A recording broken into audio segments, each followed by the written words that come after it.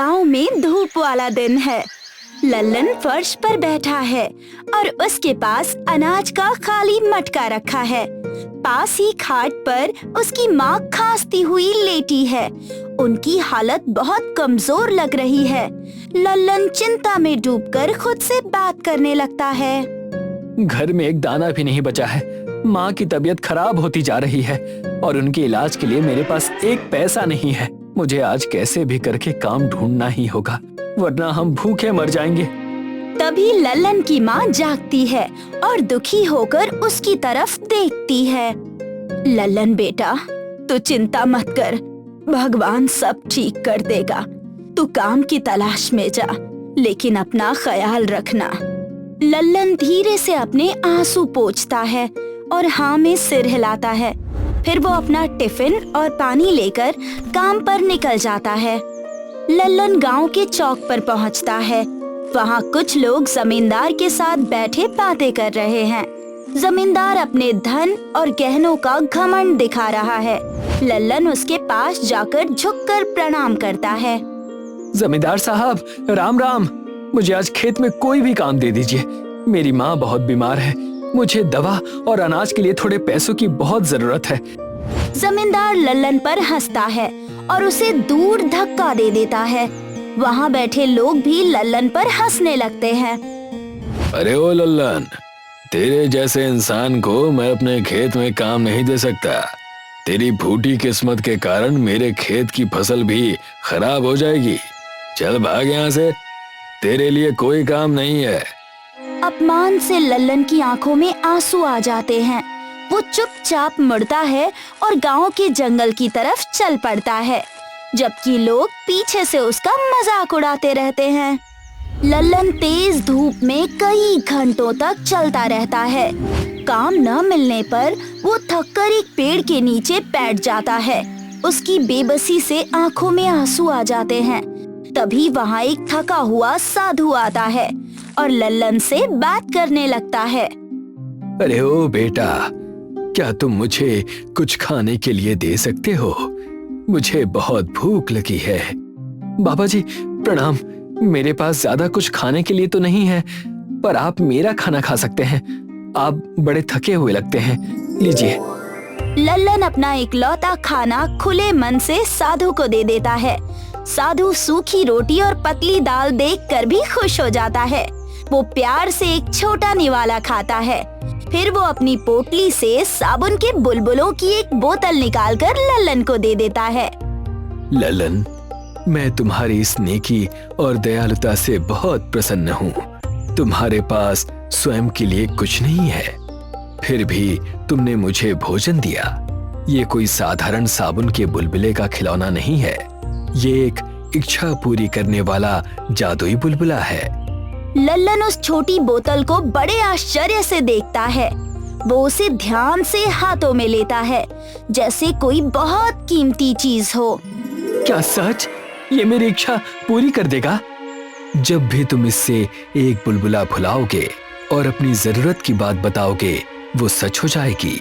लेकिन याद रहे, ये केवल तुम्हारी सही जरूरतों को ही पूरा करेगा। जिस दिन तुमने लालच किया, तुम खुद इसी बुलबुले में कैद हो जाओगे।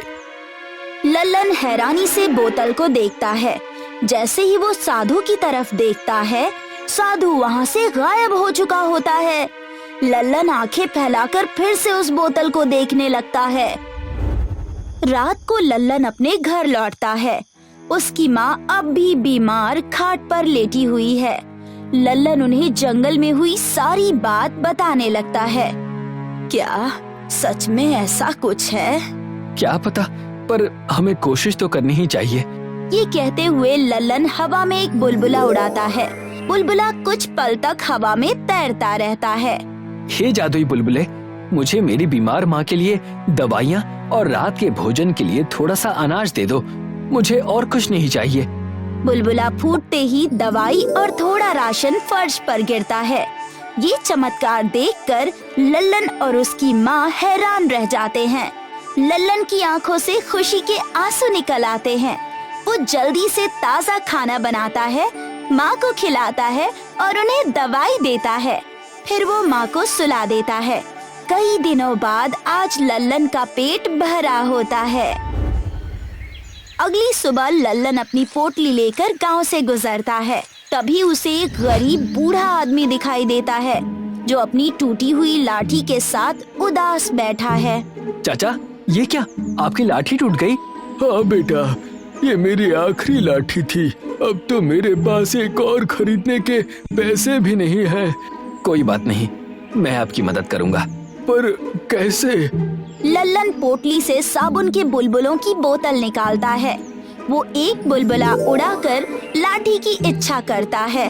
बुलबुला फूटते ही वहाँ एक लाठी गिरती है।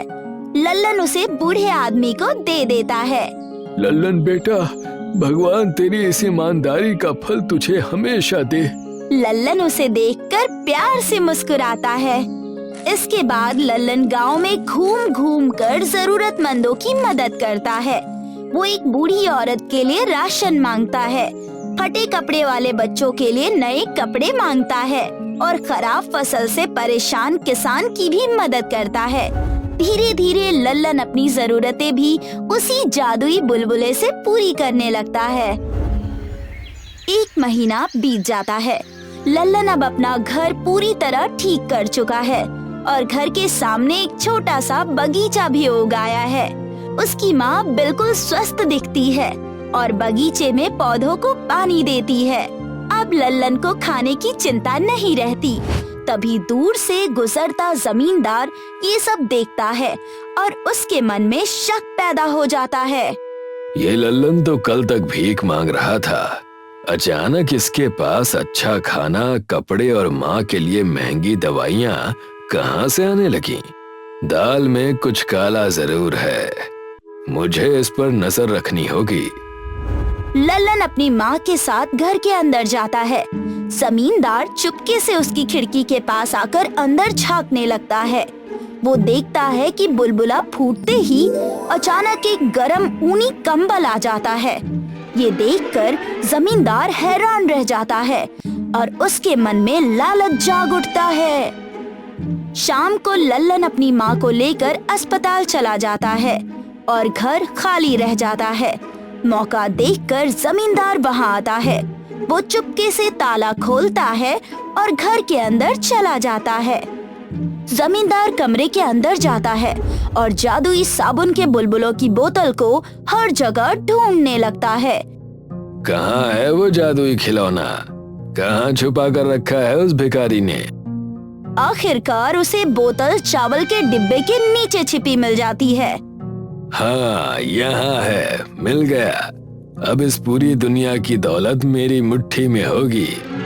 उसके चेहरे पर लालच भरी मुस्कान आ जाती है। वो उसे उठाकर अपनी जेब में रख लेता है।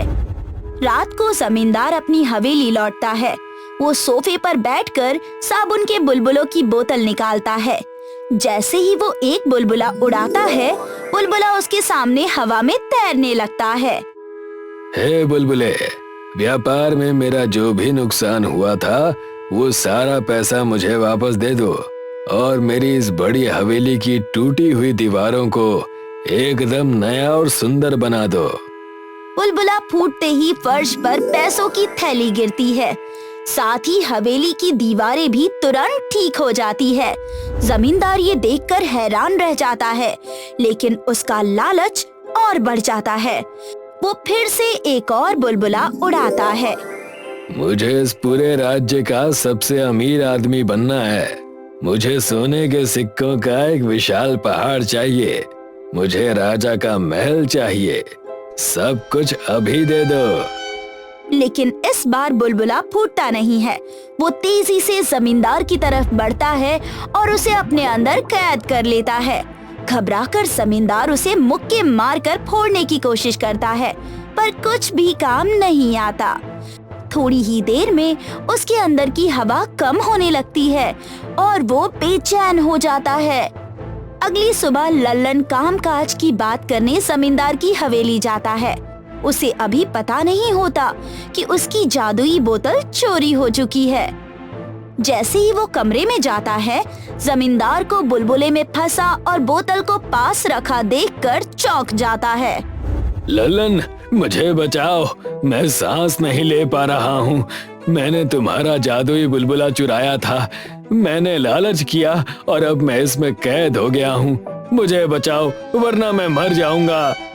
लल्लन बोतल की तरफ देखता है। उसे तुरंत उस दिन साधु की कही बात याद आ जाती है। जिस दिन तुमने लालच किया तुम खुद इसी बुलबुले में कैद हो जाओगे। लल्लन समझ नहीं पाता कि जमींदार को इस बुलबुले से कैसे बाहर निकाले। जमींदार साहब, आपने ये क्या किया? साधु बाबा ने मुझे साफ साफ चेतावनी दी थी कि जिस दिन कोई इंसान अपनी जरूरत से ज्यादा का लालच करेगा वो इसी जादुई बुलबुले के अंदर हमेशा के लिए कैद हो जाएगा। बुलबुले के अंदर जमींदार बहुत थका हुआ लगता है, जैसे वो बेहोश ही होने वाला हो। लल्लन जल्दी से मुड़ता है और साधु को ढूंढने जंगल की तरफ भागता है। लल्लन पसीने से भीगा हुआ जंगल में दौड़ता है। वो उसी बड़े बरगद के पेड़ के पास पहुंचता है, घुटनों के बल बैठता है और जोर से साधु को पुकारता है। बाबा, कृपया प्रकट होइए। जमींदार साहब ने लालच में आकर बड़ी गलती कर दी है। वो अपनी जान गंवा देंगे। कृपया उन पर दया कीजिए और उन्हें बचा लीजिए। पुराने साधु शांत मुस्कान के साथ वहाँ प्रकट होते हैं। उनके हाथ में एक साधारण सी सुई होती है। लल्लन, इस बुलबुले को केवल वही इंसान फोड़ सकता है जिसके मन में कोई लालच ना हो और जिसका इरादा पूरी तरह से सच्चा हो। ये सुई लो और इसे बुलबुले में चुभो दो। लल्लन सुई लेता है और साधु को प्रणाम करता है। फिर वो जल्दी से वहाँ से निकल पड़ता है। लल्लन दौड़ता हुआ जमींदार की हवेली लौटता है। वो आगे बढ़कर सुई से बुलबुले को छूता है। बुलबुला फूट जाता है और जमींदार खांसते हुए फर्श पर गिर पड़ता है। अपनी गलती समझकर वो तुरंत लल्लन के सामने सिर झुका देता है। लल्लन, तुमने मेरी जान बचाई है, जबकि मैंने तुम्हारे साथ हमेशा बुरा व्यवहार किया। आज मुझे समझ में आ गया है कि असली दौलत पैसा या सोना नहीं है, बल्कि ईमानदारी है। मुझे माफ कर दो। आपने अपनी गलती मान ली, इससे बड़ी बात और कुछ नहीं है। जमींदार लल्लन की बात मान लेता है। तभी मेज पर रखी जादुई साबुन के बुलबुलों की बोतल अचानक गायब हो जाती है। जमींदार को अपनी गलती का सबक मिल जाता है और यही हमारी कहानी खत्म होती है।